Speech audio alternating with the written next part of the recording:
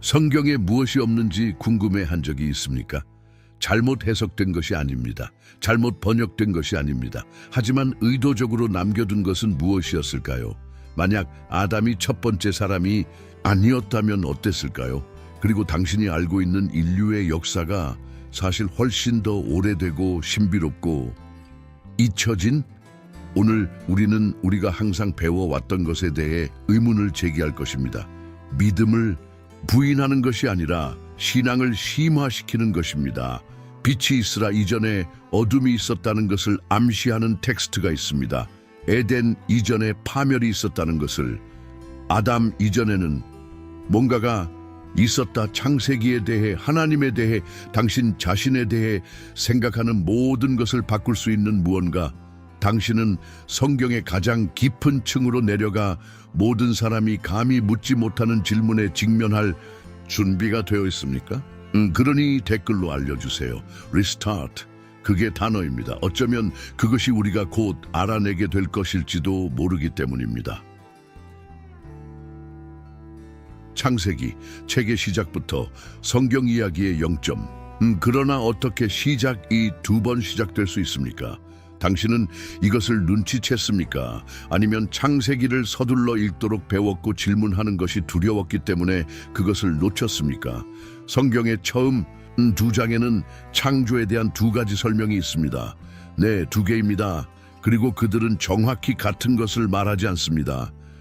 솔직히 말해서 성경이 매우 명확하고 오류가 없는 사용 설명서라고 항상 들어온 사람들에게는 약간 불편합니다.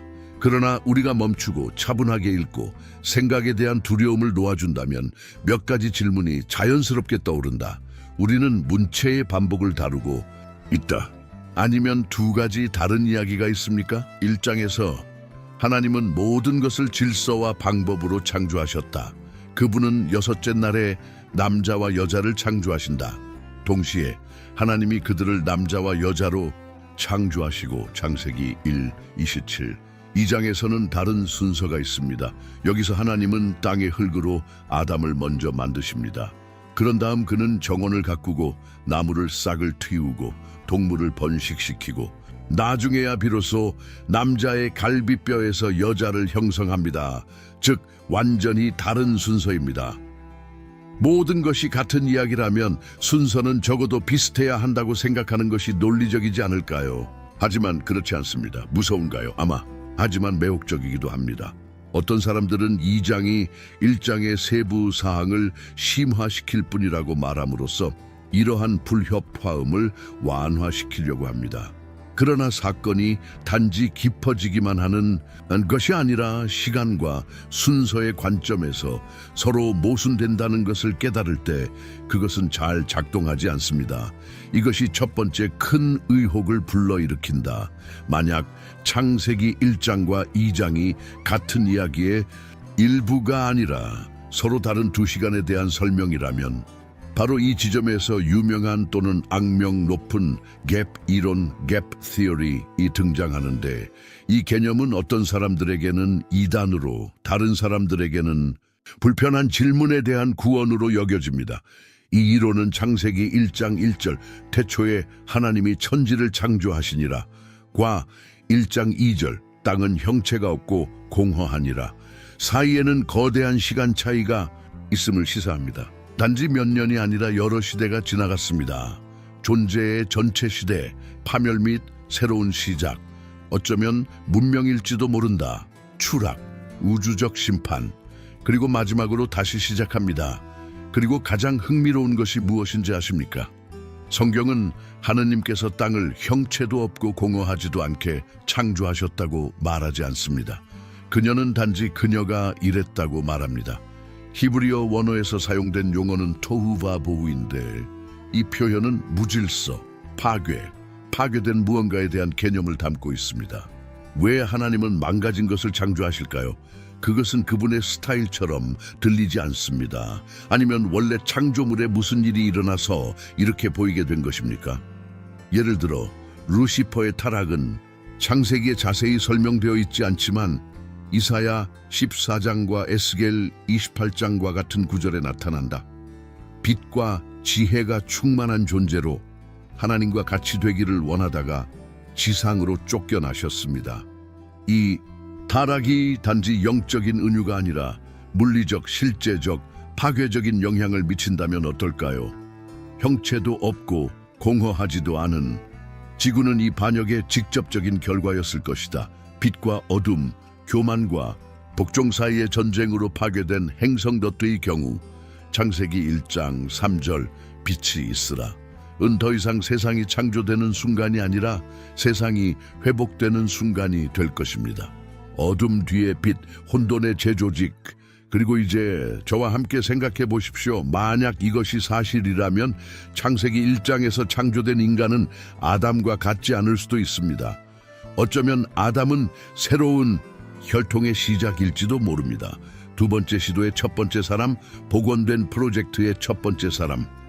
이것은 왜 창세기 2장의 본문이 한 개인에 대해 그토록 상세하게 묘사되어 있는지를 설명할 수 있습니다. 마치 그들이 특별한 어떤 존재이고 독특한 목적을 가지고 창조된 것처럼 말입니다. 반면에 창세기 1장은 인류를 집합적으로 그리고 광범위하게 다루고 있습니다. 그러나 왜 교회에서는 이것을 가르치지 않습니까? 아무도 준비된 답변이 없는 질문을 다루고 싶어 하지 않기 때문입니다. 왜냐하면 신학은 종종 실수를 저지르는 것에 대한 두려움 때문에 버팀목이 되기 때문입니다. 그러나 신앙이 두려움이 되어서는 안 됩니다. 참된 신앙은 미지의 세계에 직면합니다. 성경의 두 구절 사이에 전 세계가 숨겨져 있다면 어떨까요? 창세기를 돌아보면서 눈앞에 있는 것을 결코 이해하지 못했을 수도 있다는 것을 인정할 준비가 되셨습니까? 그래서 괜찮아. 여기까지 오셨군요. 축하합니다. 그것은 이미 성경적 해체의 고급 수준에 있으며 각 구절은 전통적인 신학의 폭발적인 도장이 찍힌 판도라의 상자처럼 보입니다. 이제 성경에서 가장 기괴한 구절 중 하나로 들어가 보겠습니다. 많은 사람들이 그것으로 무엇을 해야 할지 모르기 때문에 건너뛴 것입니다. 창세 6일1사 또 이렇게 되었나니 사람들이 지면에서 번성하기 시작함에 따라 그들에게 딸들이 태어났더라. 하나님의 아들들이 사람의 딸들이 아름다운 것을 보고 자기들이 택하는 모든 사람의 아내를 취하거니라. 그리고 그들에게서 자녀들이 태어났으니 그들은 옛적의 용사들, 유명한 사람들이었다. 예, 당신은 그것을 올바르게 읽었습니다. 하나님의 자녀, 인간 여성을 보고 그들과 결혼하자 자손을 낳다 새로운 혈통을 만드십시오. 그리고 주일학교에서 아무도 그것에 대해 이야기하지 않았죠. 그렇죠. 그러면 이 하느님의 아들들은 누구입니까? 히브리어 단어인 베네 헬로힘, 베네 하에로힘 은 욥기 1장 6절과 같은 성경의 다른 곳에도 나타나는데 거기서 그들은 우리가 단순히 천사들이라고 부르는 영적인 천상의 존재들임이 분명합니다. 이제 상상해 보십시오. 아담 이전에 창조된 천상의 존재들, 여기에 울려 퍼지는 갭 이론을 보세요. 반란을 일으키고 지구로 내려오고 인간과 교배하고 괴물, 잡종, 변칙적 존재, 거인의 아이들은 그들은 네피림이라고 불립니다. 이 단어는 타락, 즉 타락한 것과 연결된 어근을 가지고 있습니다.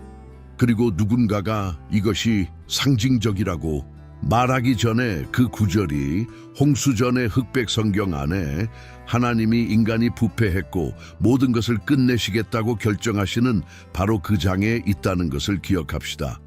많은 학자들은 홍수가 인류의 널리 퍼진 죄에 대한 징벌일 뿐만 아니라 이 존재들에 의해 조장된 유전적 부패에 대한 비상 대응이었다고 믿는다. 그리고 나서 불편한 질문이 떠오른다.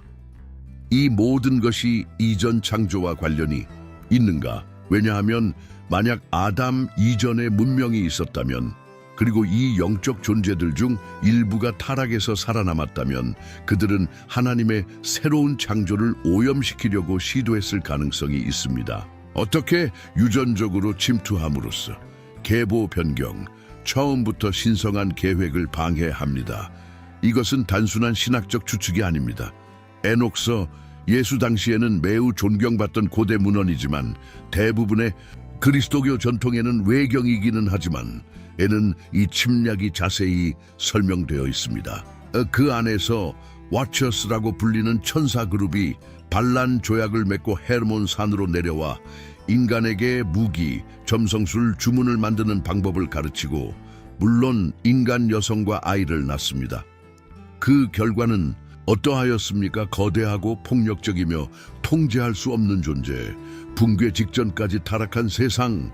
신약 성경의 유다서에는 에녹과 반역한 천사들이 결박된 것에 대해 언급하며 그들이 본래의 상태를 지키지 못하고 지금 쇠사슬에 묶여 최후의 심판을 기다리고 있다고 말합니다. 패턴이 보이십니까? 창조 타락 인류의 천상의 간섭 패고의 심판, 몇 번이고 다시 말이죠. 그것은 반복되는 우주의 순환이며 창세기 6장은 우리에게 그것의 가장 조잡하고 가장 혼란스러운 형태로 보여준다. 그러면 당신은 내게 묻습니다. 그러나 이것은 문자 그대로입니까? 이 존재들은 정말로 존재했는가? 이 십자가들, 이 거인들? 글쎄요. 전 세계의 고대 문화에서도 이에 대해 이야기한다고 말하면 어떨까요? 타이탄과 함께 있는 그리스인, 아누나키와 함께 있는 수메르인, 혼종 신을 가진 이집트인, 모두 같은 기본 아이디어를 가지고 있습니다. 우월한 존재, 하늘에서 내려와 인간과 상호작용하고 무언가를 생성한다는 새로운, 뭔가 위험한 것. 그것은 우연의 일치일까? 아니면 묻혀있던 진실의 메아리일까? 그리고 이것이 바로 갭 이론 내에서 모든 것이 이해되기 시작하는 곳입니다. 왜냐하면 만약 이전에 창조물이 있었다면, 그 창조물이 부패했다면 아마도 그 창조물의 일부 요소들은 살아남았을 것이기 때문입니다. 어쩌면 이 사보타주 시도는 적의 플랜 B였을지도 모른다. 어쩌면 네피림은 단순한 유전적 이상이 아니라 아담 이전에 존재했던 세계의 살아있는 유물일지도 모른다. 그리고 나서 언제나 그렇듯이 하나님은 행동하십니다. 그분이 개입하십니다. 그는 그것을 청소합니다. 그는 다시 말을 꺼냈다. 왜냐하면 하나님은 창조주일 뿐만이 아니기 때문입니다. 그분은 회복자이십니다. 모든 것을 버리지 않고 바로잡기로 결정하는 사람. 원래 계획으로 다시 가져오십시오. 그리고 이것이 당신과 무슨 관련이 있습니까? 모두. 구속의 계획이 아담 이전에 시작되었다면 십자가는 단지 에덴에 관한 것만이 아니기 때문입니다. 그것은 이전에 있었던 것에 관한 것입니다. 당신이 존재하는지조차 몰랐던 전쟁에 대해, 잊혀진 시대에서 오는 복원에 대해. 하지만 그러면 이 전쟁은 아직도 계속되고 있는가? 이 존재들이 아직도 영향력을 가지고 있느냐? 영의 세계는 지금도 다른 수단을 통해 신성한 계획을 방해하려고 시도하고 있습니까? 생각해 보셨나요? 만약 당신이 여기까지 왔다면 당신은 이미 신학 스캔들에 대한 예방 접종을 받은 것이다. 그는 의심과 손을 잡고 걷고 있으며 털이 많은 질문과 함께 커피를 마시고 있다. 그런 다음 금지된 텍스트의 무덤을 찌를 때가 되었습니다. 이제 우리는 성경에서 사라진 책에 들어갈 것이기 때문입니다. 크리스마스에 아무도 언급하지 않는 가족 중 이상한 삼촌인 것처럼 양탄자 밑에 휩쓸린 사람들. 우리는 가장 신비롭고 불편한 에녹서부터 시작합니다. 아니요, 팬픽이 아닙니다. 에녹은 노아의 증조부였습니다. 창세기 5장 24절에 따르면 그는 하나님과 동행했고 하나님이 그를 칭께로 데려가셨다. 스포일러, 그는 죽지도 않았고 그냥 올라갔습니다. 그것만으로도 눈썹을 치켜 올릴 것입니다. 그러나 그 사람이 천사들의 타락, 네피림의 기원, 그리고 파수꾼들의 심판을 자세히 묘사하는 책을 썼다는 것을, 또는 관련되어 있었다는 것을 알게 됩니다. 이것이 왜 중요한가요? 이 책은 신약 시대의 많은 유대인들과 초기 그리스도인들에게 존경받을 만한 책으로 여겨졌기 때문입니다. 유다서의 저자조차도 그렇다. 당신이 읽었다고 주장하는 신약의 끝에 있는 그 작은 책은 에녹을 직접 인용한다. 유다서 1선 1사 시스보. 경고 없이, 변명 없이 그냥 텍스트에 던져 넣으십시오. 그렇다면 왜 당신의 성경에는 없습니까? 짧은 대답은 신학적 정치학이다. 긴 대답 에녹은 이야기를 엉망으로 만듭니다. 그리고 아무도 확립된 내러티브를 엉망으로 만드는 것을 좋아하지 않습니다. 에녹서에서 워처스, 인류를 관찰하도록 지정된 천사는 반란을 일으켜 지구로 내려오기로 결정합니다. 그들은 단지 산책하러 오는 것이 아닙니다. 그들은 가르치고 싶어 합니다. 예, 가르칩니다. 그들은 인간에게 점성술, 야금술, 뿌리 사용, 요술, 별 읽기와 같은 지식을 소개합니다. 기본적으로 전통 종교가 금지된 이라고 부르는 모든 것의 완전한 패키지입니다. 익숙하게 들리시나요? 얼마나 많은 고대 문화권에서 신들이 인간에게 경작하고 건축하고 별들로 시간을 말하라고 가르쳤다고 말합니까? 에녹에 따르면 이 주인들은 사실 타락한 천상의 존재들로서 신의 창조를 왜곡시키려고 노력했습니다. 하지만 거기서 멈추지 않습니다. 이 감시자들은 잡종 자손, 즉 친숙한 네피림을 낳습니다. 그리고 본문에 따르면 이 거인들은 모든 것을 삼키기 시작합니다. 동물, 농작물, 그리고 결국에는 사람의 부패는 도덕적인 것만이 아니었다. 그것은 물리적, 유전적, 문화적이었습니다. 붕괴 직전의 세계, 그리고 나서 하나님은 행동하기로 결정하십니다. 그러나 홍수가 있기 전에 그분은 영적 심판을 보내신다. 파수꾼들은 위대한 심판의 날까지 시면에 갇혀 있다. 네피림은 어떠한가? 글쎄, 홍수는 생물학적 재설정이 될 것이다. 혈통을 청소하려는 시도.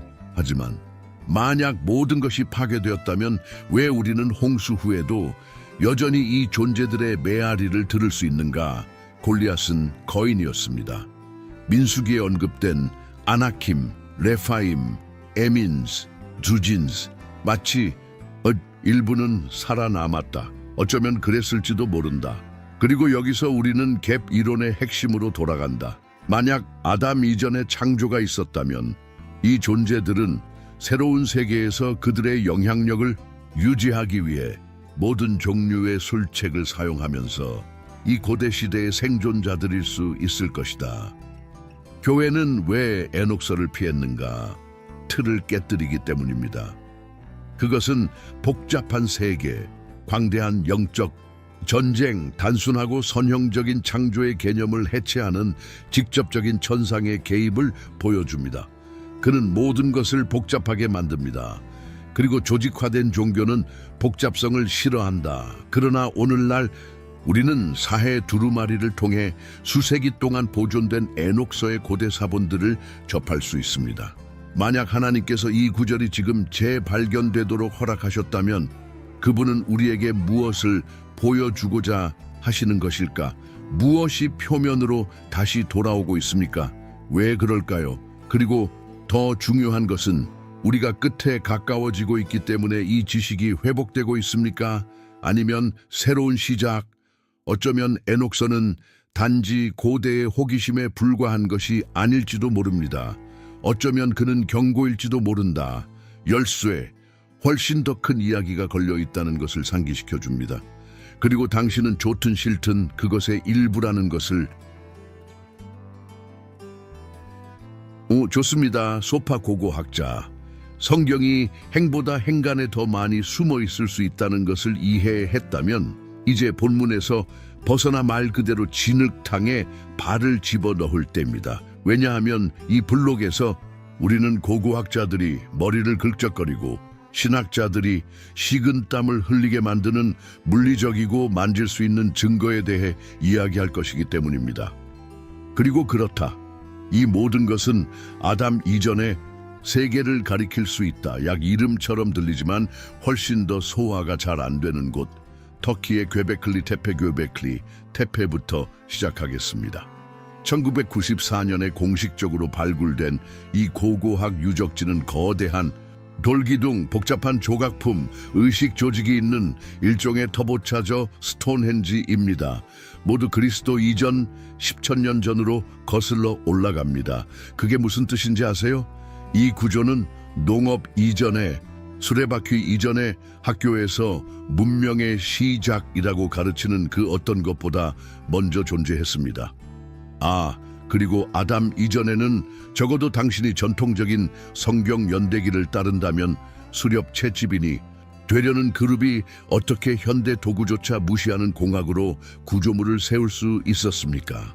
그들은 무엇을 가지고 있었는가? 천국에서 온 유튜브 튜토리얼? 아니면 그들은 나머지 초기 문명에서? 하지만 거기서 멈추지 않습니다. 피라미드 주변을 산책하자. 물론 이집트는 아무도 제대로 설명할 수 없는 것에 대해 이야기할 때 항상 작용하기 때문입니다. 기자의 대피라미드에는 내부 비문이 없다는 사실을 알고 계셨나요? 여기 파라오가 있다고 말하는 것은 없습니다. 그런데도 그들은 그것이 무덤이라고 주장합니다. 좁은 공기 터널을 통해 기어 들어가야 하고 별자리와 완벽하게 일치하는 무덤은 무엇입니까? 그리고 한 가지 더, 많은 연구자들은 스핑크스의 침식이 물, 즉 너무 많은 물 때문이라고 주장한다. 이 물은 공식적인 이집트 문명이 존재하기 훨씬 전인 10,000년 전에만 존재했을 것입니다. 우연? 아니면 갭 이론, 갭 티어리, 이 함께 맞추려고 하는 성경적 선사시대의 또 다른 단편인가? 그리고 여기 레바논의 바알베크가 있는데 그곳에는 무게가 1200톤에 달하는 돌블록이 완벽하게 끼워지고 쌓이고 평평하게 되어 있습니다. 현대식 크레인으로도 이 정밀도로 이동할 수 없습니다. 그러나 잊혀진 시간에 누군가가 해냈습니다. 누구? 어떻게? 어떤 목적을 위해서입니까? 패턴을 알아차리기 시작합니까? 이것들은 단지 고고학적 호기심이 아닙니다. 이것은 공식 내러티브의 균열입니다. 그것들은 이전의 인간성 잃어버린 지식, 그의 첫 번째 묵상 이전에 존재했던 세계에 대한 표시이다. 그리고 전설이 등장하는데 그것은 단순한 전설이 아닐 수도 있습니다. 수메르인들은 하늘에서 내려와 인간을 가르치는 신인 에이눈나키에 대해 이야기했습니다. 그리스인들에게는 티탄이 있었습니다. 마야인들은 오늘날의 인류보다 먼저 등장한 진흙 사람과 나무로 된 사람에 대해 이야기했습니다. 이 모든 것은 인류가 이곳에 온 것이 처음이 아니라는 오래된 생각을 반영하고 있습니다. 그러나 이것이 왜 그렇게 귀찮습니까? 왜냐하면 만약 이전에 문명이 있었다면 선진 기술, 문화, 심지어 정신까지, 그러니 어쩌면 아담이 시작이 아닐지도 모른다. 그는 새로운 시작입니다. 그리고 그것은 여러분이 구원의 역사 전체를 바라보는 방식을 바꾸어 놓습니다. 성경은 결코 아담이 첫 번째 피조물이라고 말하지 않습니다. 성서는 그분이 하느님의 형상과 모양대로 만들어졌다고 말합니다. 그러나 이것은 새로운 종류의 존재, 즉 새로운 혈통, 회복의 이정표를 나타낼 수 있습니다. 다른 말로 하면 아담은 구속적 이야기의 시작이었지, 반드시 인간 드라마의 첫 번째 인물은 아니었다. 그리고 그 증거는 여러분의 코 밑에 있습니다. 말 그대로 일부는 퇴적물층에 묻혀 미래의 발굴을 기다리고 있습니다. 다른 것들은 무시되고 과학의 공식 일정에 맞지 않기 때문에 변칙성으로 분류된다. 그러나 이 모든 것은 당신으로 하여금 묻게 한다. 인류의 역사는 우리가 상상하는 것보다 더 오래되고 더 파편화되고 더 조작되어 있는가? 그리고 더 중요한 것은 아담 이전의 세계에 대한 개념에 너무 가까운 진실이 왜 그토록 무서운가? 돌들의 침묵은 그 어떤 설교보다 더 설득력 있게 다가올 수 있다. 지금까지 당신이 단지 호기심만 있었다면 지금이 바로 당신이 복음주의의 영혼을 긁기 시작하는 순간입니다. 왜 그런지 아세요? 왜냐하면 우리는 기독교 신학의 신성한 기둥 중 하나인 원죄를 엉망으로 만들 것이기 때문입니다. 아담의 잘못이었다는 옛말. 하지만 그가 최초가 아니었다면 어땠을까? 그분이 이미 망가진 세상을 상속받았다면 어떨까? 오늘날 우리가 이해하고 있는 원조의 교리는 아담이 최초의 인간, 즉 인류의 원형, 틀, 출발점이라는 생각에 전적으로 의존하고 있습니다. 그는 죄를 지었고 그러고 나서 모두가 망했습니다. 하지만 그보다 먼저 사람들이 있었다면 이전에 이미 멸망한 문명이 있었는가? 그렇게 아담의 타락은 죄의 기원이 아니라 죄의 지속입니다. 더 나쁜 것은 재범률입니다. 로마서 5장 12절은 한 사람으로 말미암아 죄가 세상에 들어왔고 죄로 말미암아 사망이 들어왔으니 그러나 주목하라 우주 안에 또는 모든 창조 안에가 아니라 세상 안에라는 말이다. 바울이 말하고 있는 것은 아담 이 세상의 부패를 일으킨 반가쇠였다는 것이지 영원토록 잘못을 범한 첫 번째 범인이 아니라는 것입니다. 그것은 마치 세상이 이미 봉쇄된 상태에 있으며 새로운 창조가 작동할지 지켜보고 있는 것과 같다. 스포일러, 작동하지 않았습니다. 그리고 나서 여러분은 깨닫게 됩니다. 아담은 최초의 피조물이 아니었고 그는 영적인 혈통의 첫 번째 존재였습니다. 이미지와 유사성의 계보입니다. 어쩌면 그보다 먼저 온 존재들은 뭔가 다른 것, 신의 형상을 닮은 것이 아니라 여전히 자유의지를 가진 이성적인 존재들이다. 선택할 수 있습니다. 넘어질 수 있습니다. 그리고 잊혀질 수 있습니다. 이 해석이 아담을 약화시키는 것은 아니다. 그와는 반대로 그것은 그의 역할을 더욱 극적으로 만듭니다. 하나님은 새로운 종류의 존재, 새로운 대표자, 즉 지구의 유전학뿐만 아니라 하늘의 영적 정체성을 지닌 존재로 역사를 다시 시작하고 계셨습니다. 그러나 아담 역시 실패한다. 이제 우리는 신학의 또 다른 핵심 부분인 예수에 대해 이야기합니다.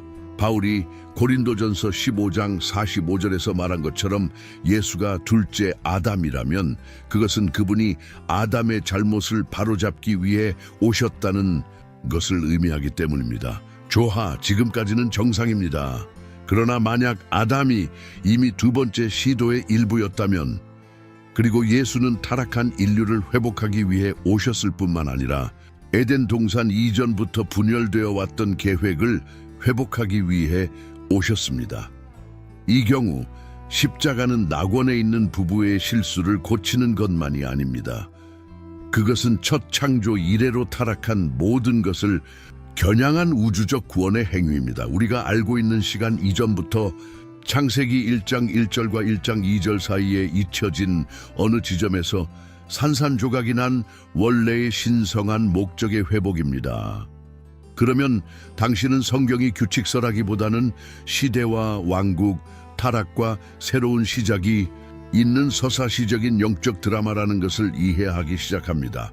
아담은 주인공이었지만 아마도 첫 번째는 아닐지도 모른다. 아마도 첫 번째를 클릭하여 다시 시도하십시오. 자, 몇 가지 불편한 함의를 내포하고 있습니다. 만약 아담 이전에 죄가 있었다면 그것은 하늘의 자유의지에 대해 무엇을 말합니까? 천사에 관해서는 다른 세계는 저는 다른 세계라고 말했습니다. 영원한 회복의 계획이 있다면 그것은 어쩌면 지구 너머까지 확장될 수 있기 때문입니다. 어쩌면 창세기는 하나님께서 이 행성, 이 시간표, 이 맥락에서 그분의 눈을 돌린 지점일 수도 있습니다. 그리고 그것이 당신에게 왜 중요합니까? 예수가 모든 피조물의 구원자라는 생각은 무한히 깊어지기 때문입니다. 그것은 단지 예수를 천국에 가도록 받아들이는 것의 문제가 아닙니다. 그것은 현대 인류 이전부터 내려온 영원한 회복의 계획에 부합하는 것입니다. 당신은 단지 용서받은 죄인이 아닙니다. 당신은 고대 재건의 일부입니다. 시간이 계산되기 전부터 시작된 건물의 의식적인 벽돌, 그리고 솔직히 말해서 이것은 사과를 먹지 마십시오보다 훨씬 더 서사적입니다. 앉다, 숨 쉬다. 이제 우리는 전쟁에 대해 이야기할 것이기 때문입니다. 그러나 칼과 샌들을 가진 사람들이 아니라 아무도 아침 예배에서 설교하지 않는 사람들, 그러나 모든 것을 형성한 사람들, 즉 아담 이전의 우주적 갈등. 그렇다. 확장 성경 번역본에 친애하는 탐험가요. 어쩌면 에덴은 인간 드라마의 시작이 아니라 훨씬 더 오래된 충돌, 하늘에서 시작되어 땅에까지 번진 전쟁의 전쟁터였을지도 모른다. 창세기의 이상한 순서로 돌아가 봅시다. 하나님은 하늘과 땅을 창조하십니다. 그러나 지구는 형체가 없고 텅 비어 있습니다. 어둠이 시면을 덮고 있습니다. 그리고 하나님의 영이 물 위를 맴돌고 계십니다. 모든 것이 어둡습니다. 모든 것이 멈췄다. 이것이 하나님이 프로젝트를 시작하는 방법이라고 생각하십니까? Pinterest of Creation처럼 들리나요? 아니면 종말 시나리오처럼 들리나요? 소위 회복 신학자를 포함한 많은 학자들과 신학자들은 루시퍼의 타락이 창세기 1장 1절과 1장 2절 사이에 일어났다고 주장합니다. 아름다움이 완전한 분이 이끄는 하늘의 반역은 뱀이 하와의 발치로 기어오기 오래 전에 시작되었다는 것입니다. 이사야 14:1-15과 에스겔 28:1-17은 교만하고 아름답고 강력하고 기름 부음받은 그룹인 이 존재의 프로필을 제공합니다. 내가 하나님의 별들 위에 올라가리니 나는 지극히 높으신 분과 같이 될 것이다 라고 그는 말했다. 결과 그것은 땅에 던져졌다. 우주의 비하해가 차원에 울려 퍼집니다.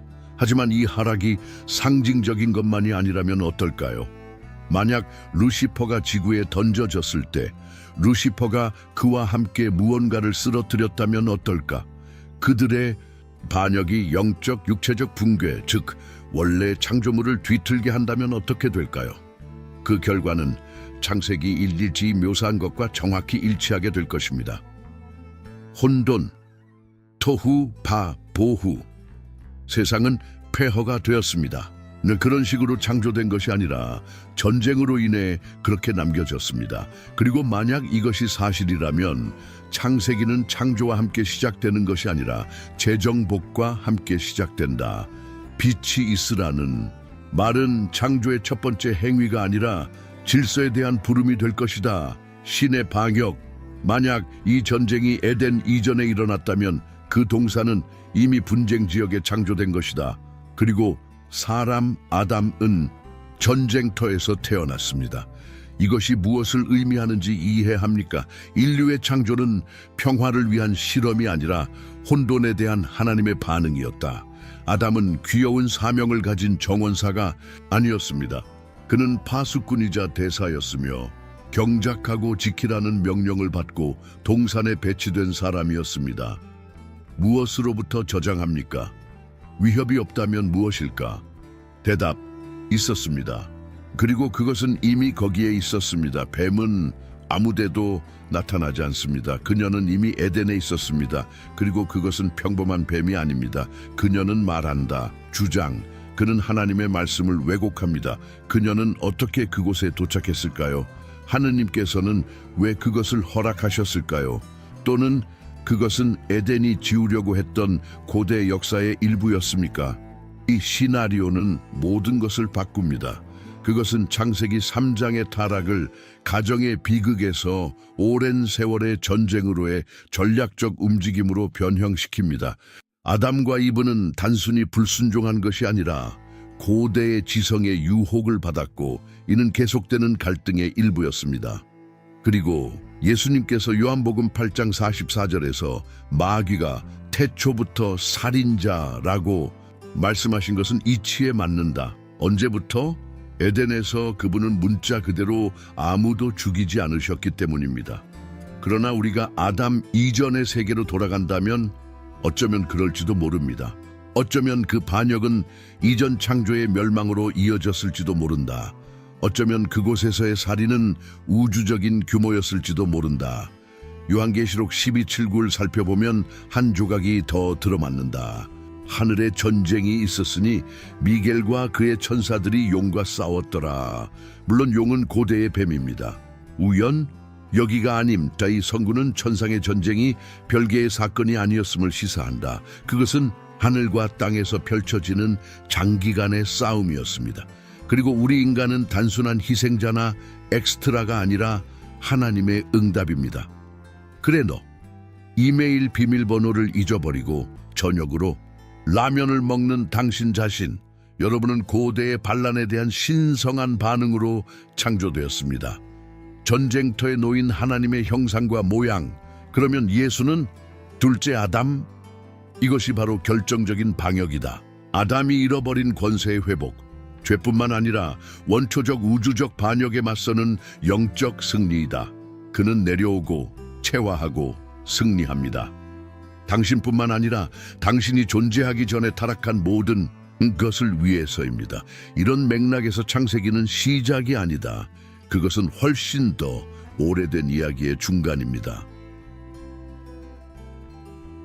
이 끝없는 구덩이를 계속 파기로 결정했으니 고등학교 선생님이 문화적 환상으로 취급했던 이야기인 신화의 세계에 오신 것을 환영합니다. 그러나 그것은 단지 어쩌면 아담의 이전, 예첸의 실체에 대한 왜곡된 기억들일 수도 있다.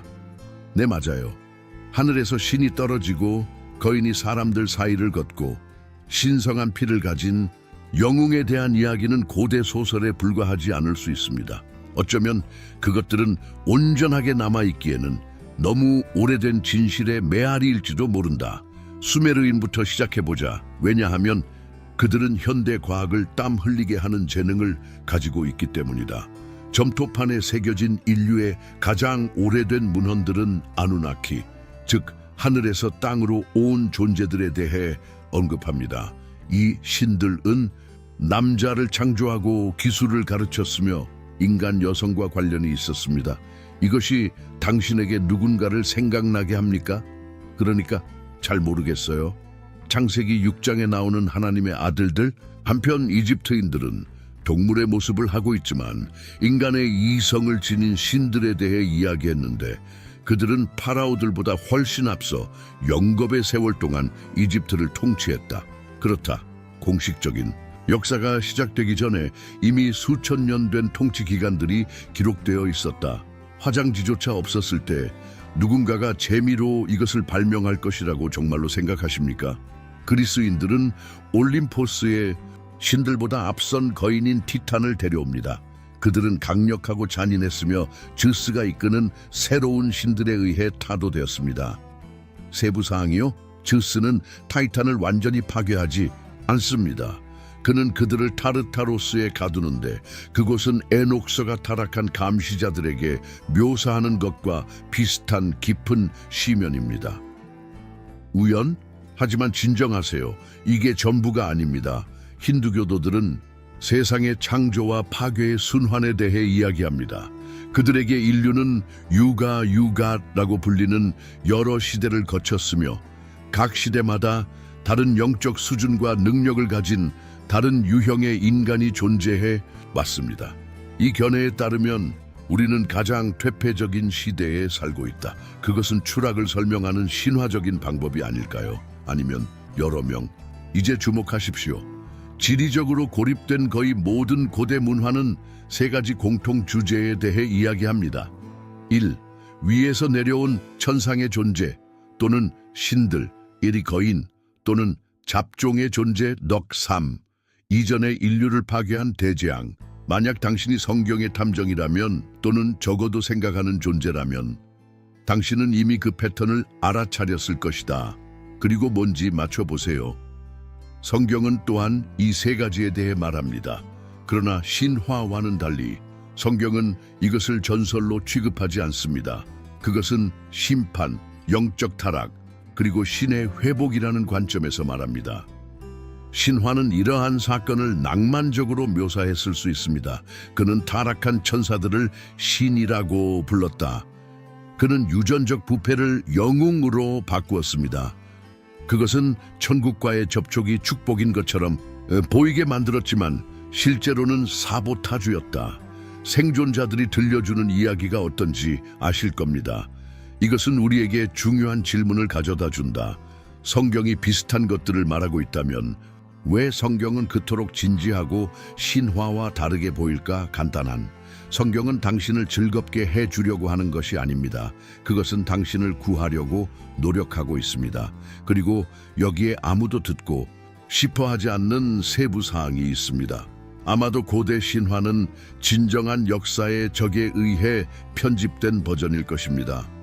악당이 신이 되고 괴물이 영웅이 되고 창조자가 줄거리에서 지워지는 우주적 제작성. 그러므로 성경의 이야기는 만신전 완센디엔에서 시작하는 것이 아니라 유일하신 하나님이 홀로 모든 것을 창조하신다는 것으로 시작합니다.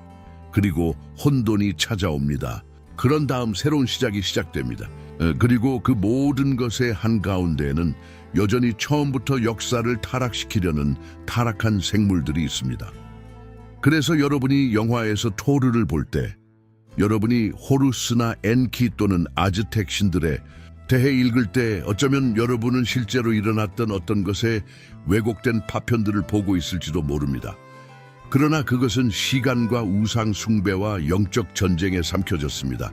그리고 이것은 고고학자들이 대답할 수 없고 신학자들이 묻기를 두려워하는 질문을 제기한다. 우리가 신화라고 부르는 것이 세상이 아담 이전의 창조를 막연하게나마 기억하는 방식일 수 있는가? 그것이 옳다면 당신은 단지 신화를 읽는 것이 아닙니다. 첫 번째 추락의 상처를 파헤치고 있습니다. 전쟁이 아직 끝나지 않은 이 현대 세계에서 앞으로 나아가고 오늘날 이 모든 것이 당신에게 무엇을 의미하는지 볼 준비가 되셨습니까? 자, 대담한 인터넷 신학자여. 이제 당신이 이상한 이론들의 관찰자 모드에서 벗어나 거울을 마주해야 할 때가 왔습니다. 이 모든 것이 오늘날 당신의 핸드폰을 손에 들고 앉아서 아담 이전에 무슨 일이 일어났는지 이해하려고 애쓰는 당신에게 무엇을 의미합니까? 왜냐하면 현실을 직시하자면 어쩌면 잃어버린 문명이 있었는지, 천사가 타락했는지, 거인들이 마치 돌연변이 배구 선수인 것처럼 돌아다녔는지를 아는 것만으로는 충분하지 않기 때문이다. 정말로 중요한 것은 이것이 바로 지금 당신들의 세계에 미치는 영향입니다. 그리고 스포일러, 그것은 모든 것에 영향을 미칩니다. 첫째, 이해하십시오. 만약 창세기 3장 이전에 전쟁이 있었다면, 그리고 에덴이 분쟁 지역의 한가운데에 세워졌다면 당신은 중립 행성에 살고 있지 않습니다. 여러분이 태어난 세상은 항상 영적인 전쟁터였습니다. 아니면 고대부터 반복되어 온 유혹과 비극, 부패와 파괴의 순환이 그저 생명의 일이라고 생각했는가? 아니요. 그들은 잔재입니다. 훨씬 더 오래된 갈등의 파편. 주인공은 여전히 활동하고 있으며 당신은 상입니다. 성경의 이야기가 이 시나리오에 어떻게 들어맞는지 보십시오. 아담의 타락. 인류는 타락했습니다. 홍수가 닥칩니다. 그런 다음 새로운 시도가 있습니다. 탑이 세워지고 바벨, 왕국이 늘어나고 제국이 일어나고 항상 하늘에 닿으려는 동일한 시도를 합니다. 하나님과 같이 되는 것입니다. 루시퍼의 반역은 멈추지 않았습니다. 그녀는 단지 변장을 바꿨을 뿐입니다. 그리고 살과 피와 와이파이를 가진 인간인 여러분은 잃어버린 것을 회복하기 위한 하나님의 계획의 중심적인 부분입니다. 네, 당신 아직 양말 서랍을 정리할 수 없더라도 사도 바울은 에베소서 6장에서 우리의 투쟁은 혈과 육에 대한 것이 아니라 이 어두운 세상의 정사와 권세와 권세들에 대한 것이라고 말합니다. 이것은 극적인 시가 아니다. 그것은 우리가 여전히 영적인 힘이 계속 작용하는 현실에 살고 있다는 것을 분명하게 묘사합니다. 그리고 그들은 왜 당신에게 관심을 가질까요? 여러분은 하나님의 형상과 모양대로 창조되었기 때문입니다. 타락한 천사들조차 가지고 있지 않은 것던 에덴에서의 아담은 새로운 창조를 표상하였다. 하나님의 새로운 프로젝트, 물질적 세계와 영적 세계에 동시에 거주할 수 있는 육체를 가진 영적 존재입니다. 그리고 당신은 그 DNA를 가지고 있습니다. 이것이 바로 원수가 증오하는 우주적 아이러니이다. 흙에서 온 존재들은 그리스도와 함께 천국에서 왕 노릇하도록 정해져 있다. 그 계획은 간단하다. 그 당시에 도난당했던 권위를 회복하는 것이다. 예수가 둘째 아담이라고 불리우시고 죄와 죽음과 마귀의 모든 일을 물리치러 오셨다면, 그러므로 십자가는 사랑의 행위 그 이상이었습니다. 그것은 전쟁 행위였습니다. 반역이었다. 제게입니다. 여러분이 빛을 향해 내딛는 모든 발걸음, 모든 진지한 기도, 혼돈에 굴복하지 않으려는 모든 선택, 이 모든 것은 여러분이 존재하기 전에 시작된 전투의 일부입니다. 그리고 부활하신 그리스도를 따르기로 선택할 때 여러분은 복천년 회복의 계획에 동조하게 됩니다. 당신은 더 이상 전쟁의 희생자가 되지 않습니다. 그리고 그 안에서 군인이 됩니다. 그리고 더 나아가 당신 안에는 이 모든 것을 정복하신 분의 권위가 있습니다. 로마서 8장은 모든 피조물이 하나님의 자녀들이 나타나기를 기다리며 신음한다고 말합니다. 전 세계가 기다리고 있는 것, 당신은 깨어납니다. 소셜 네트워크의 귀엽고 기독교적인 삶을 사는 것뿐만 아니라 이 이야기에서 그들의 위치를 이해하기 위해 daydon.com가 떨어지기 전에 시작된 이야기, 반란과 함께. 그러나 그것은 레스타우라송콤, 주스티사콤 승리로 끝납니다. 그러니 다음에 당신의 삶이 너무 작다고 느낀다면, 당신의 투쟁이 무의미하다고 느낀다면, 당신은 영원한 드라마의 등장인물이라는 것을 기억하라. 그리고 당신의 역할은 지켜보는 것이 아닙니다. 싸우고 있습니다. 그것은 당신을 창조하신 분의 형상을 나타내기 위함입니다.